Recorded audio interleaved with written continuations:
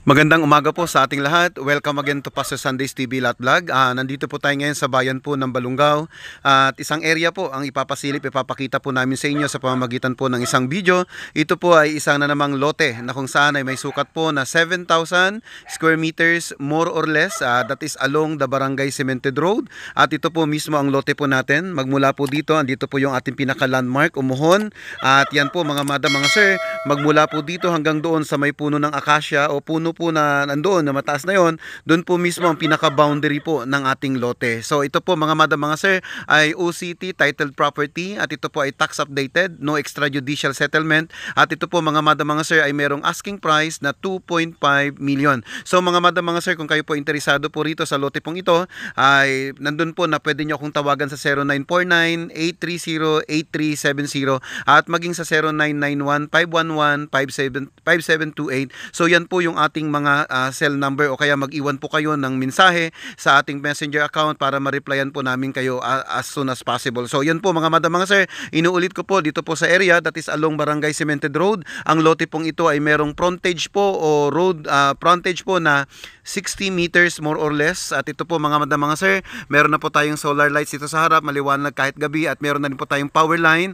At dito rin po sa area ay meron na rin pong supply ng tubig, at nandun po mga madam, mga sir, water pump po, o nandun po na pwede rin po tayo magpakabit ng nawasa dahil napakalapit na lamang po dito po ng area. So yan po mga madam, mga sir, sa area po natin makikita rin po natin yung mga nakapalibot po rito. Ayan, tobacco plantation po ito, at meron din po tayo dito pong calamansi farm. Ayan po, dito sa harap po mismo ng lote. So yan po mga madam, mga sir, at nandun po na pwede nyo po akong kontakin po anytime para sa viewing. So ito po mismo ang property, nakapagbungkal, nakapagtanim na po sila ng mais ngayon habang wala pa pong sure buyer o prospect buyer na titingin at kukuha sa property, ay tinatamnan pa po nila po ng mga pwedeng tamnan ng mais, at sa first cropping naman ay pwedeng palay po rito sa area. So yan po, may mga kapitbahay na rin po tayo.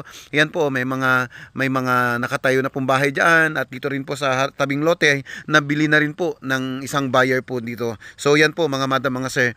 So ideal po ito para sa rice farming, corn farming, maging sa tobacco po ay kayang-kaya. At ito po sa harap po mismo ng property, may mga nakatanim po ditong sabah, yan, o saging, na ito yung ginagawang turon. So yan po mga madam, mga sir, napakarami po na pwedeng gawin din po na banana plantation. So ito po mga madam, mga sir, ay nasa 5 to 10 minutes lamang po from town proper, at from SM City Rosales nasa 20 minutes lamang po. Napakalapit lamang po. Ang frontage po ay 60 meters. So yan po mga madam, mga sir, kung kayo po interesado, pwede nyo po akong tawagan anytime. So maraming salamat sa patuloy na pagsuporta po ninyo sa Pastor Sundays TV Lot Vlog. Maraming salamat din po sa patuloy na pagtitiwala nyo po sa amin. Kaya yan po mga madam, mga sir, ngayong umaga, ito na naman po ang lote na napaka the best na offer po namin po sa inyo. Inuulit ko po, 7,000 square meters more or less, OCT solo titled property, tax updated, at no extra judicial settlement.